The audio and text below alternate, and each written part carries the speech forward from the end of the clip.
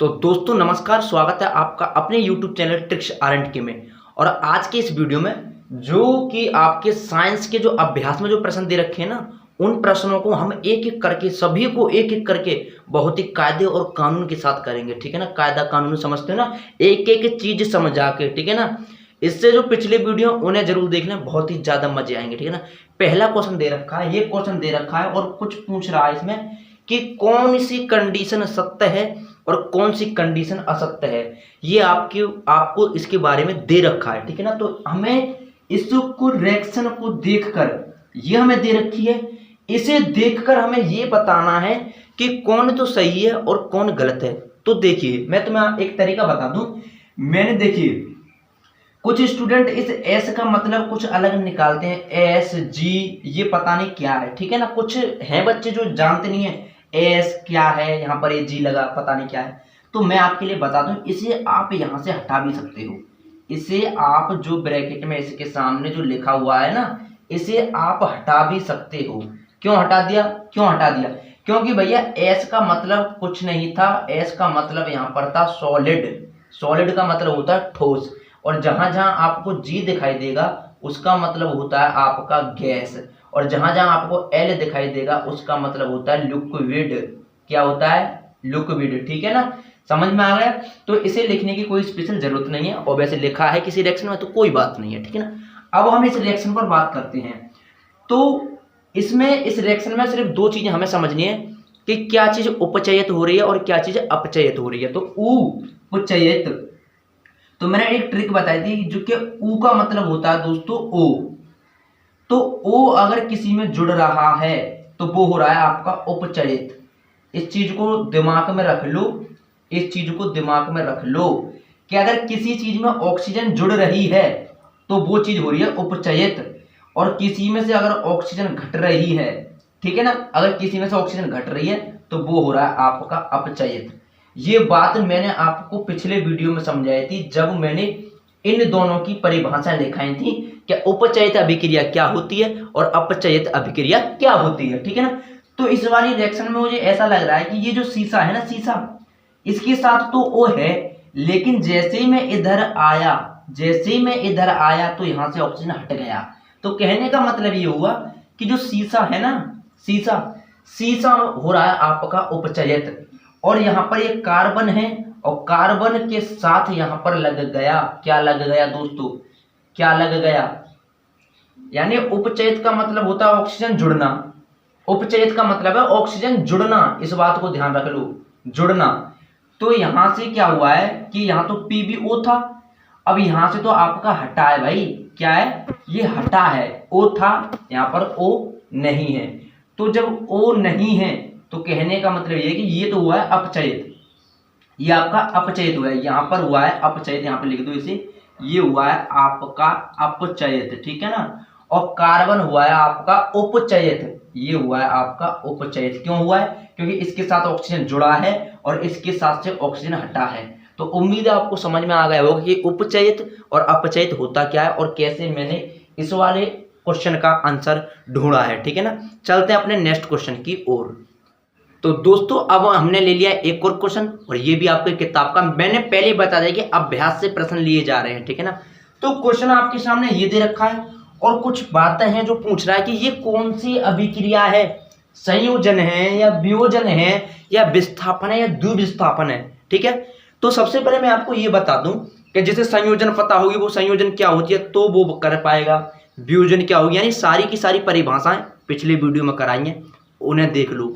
उन्हें देखने के बाद है ना, इस वाले क्वेश्चन को आप ऐसे उड़ा दोगे, ऐसे ही उड़ा दोगे, क्योंकि आपको परिभाषा सारी की सारी याद है। ठीक है ना, चलो इसकी बात करते हैं और थोड़ी थोड़ी चर्चा भी कर लेते हैं कि संयोजन क्या होता है और वियोजन क्या होता है। आइए साइड में आइए, थोड़ी सी एक बात समझाऊं। देखिए, अगर ये वाला कोई चिन्ह है और इधर से पहले जो भी होते हैं ये होते हैं अभिकारक। मैंने आपको कई बार बताया है, ये है आपके अभिकारक। क्या है? अभिकारक।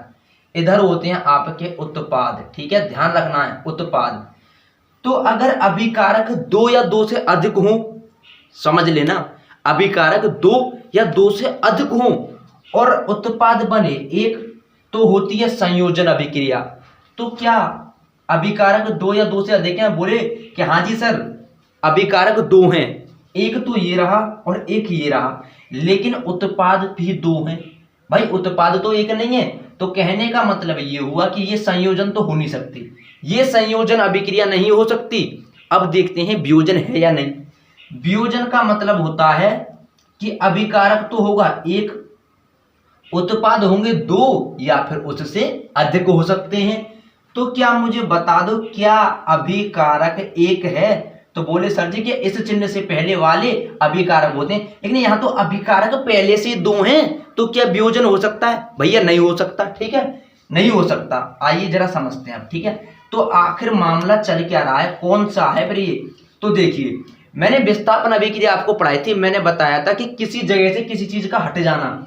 जैसे यहां था Fe2O3 है कि नहीं है, लेकिन हम देख रहे हैं कि यहां से Fe हटकर यहां पहुंच गया, ठीक है, और ये वाला जो O है ना, ये हटकर इसके पास आ चुका है। तो कहने का मतलब ये हुआ कि यहां से एक चीज हटी है, एक चीज हटी है। कौन हटा है? Fe2, वो यहां पर पहुंच गया, ठीक है ना, एक चीज हटी है। तो क्या हुआ? ये है विस्थापन अभिक्रिया। कौन सी वाली? विस्थापन अभिक्रिया, ठीक है ना। कौन सी वाली दोस्तों? विस्थापन अभिक्रिया। तो दोस्तों तीसरा सवाल आपके सामने है, और तीसरा सवाल क्या कह रहा है? ये कह रहा है लोहे के चूर्ण पर। बोलेगे सर जी चूर्ण तो मैंने बहुत खाया मगर लोहे का चूर्ण तो होता ही नहीं है। अरे भैया वो सारी चीजें ध्यान नहीं रखी, लेकिन मान लिया हमने, तो मान लिया कि लोहे का चूर्ण होता है ना। अरे होता है यार, लोहे के छोटे छोटे जो टुकड़े होते हैं ना, उनका चूर्ण सा है, बस लोहे का चूर्ण हो गया, ठीक है ना। अब ऐसा मत करना कि लोहे का चूर्ण खाने लग जाओ, ठीक है ना, वो लोहे का चूर्ण है। और उस पर अगर कोई अमल डाल दूं तो फिर क्या होगा? तो फिर क्या होगा? तो मैं आपके लिए एक बात बता दूं, एक कहानी सी सुना दूं, उससे क्या है कि आपको ध्यान रहेगा कि जब धातु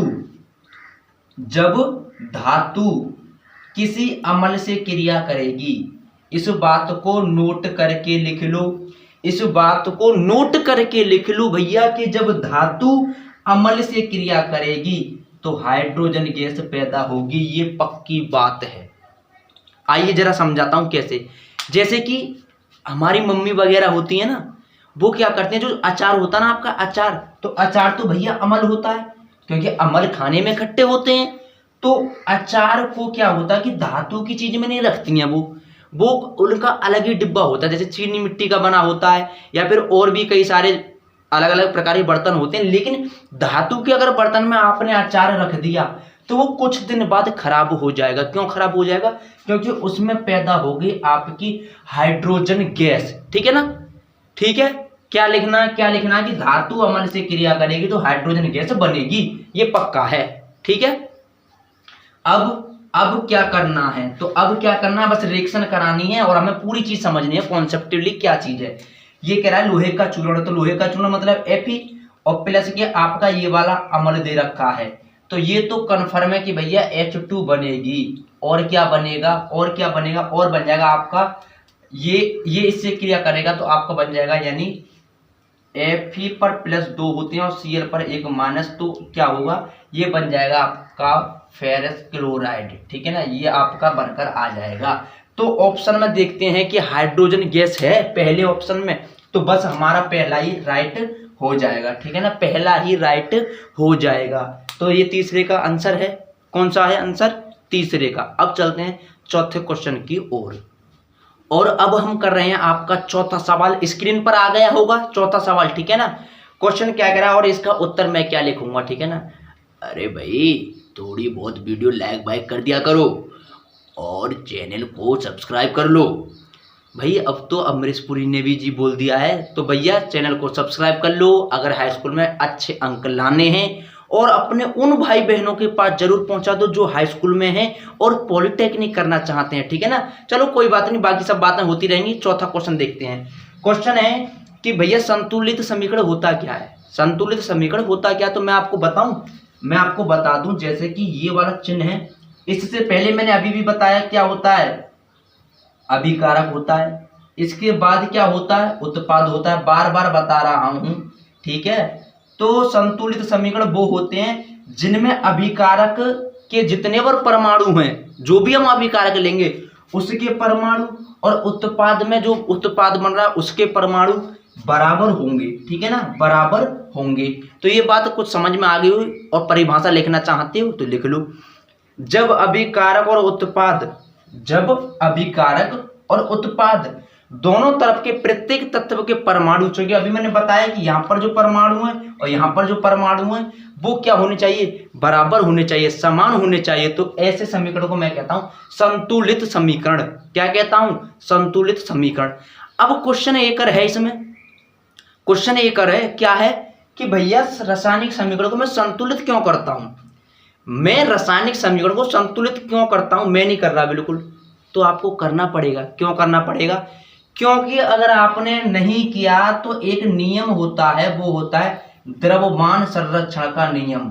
द्रव्यमान संरक्षण का नियम, ये भाई साहब बुरा मान जाएंगे, ये भाई साहब बुरा मान जाएंगे अगर आपने रासायनिक समीकरण संतुलित नहीं किया तो ये भाई साहब बुरा मान जाएंगे, बोलेंगे कि भैया ये रसायन विज्ञान नहीं जानता, ये लड़का रसायन विज्ञान नहीं जानता क्योंकि इसने क्या किया है, इसने क्या किया है, इसने समीकरण को संतुलित नहीं किया है। तो इन्हें हमें नाराज नहीं करना, इन्हें हमें नाराज नहीं करना क्योंकि ये मेन आदमी है। तो हम क्या लिखेंगे, हम ये लिखेंगे कि रासायनिक समीकरण को हम संतुलित इसलिए करते हैं ताकि द्रव्यमान संरक्षण का नियम संतुष्ट रहे, संतुष्ट बना रहे।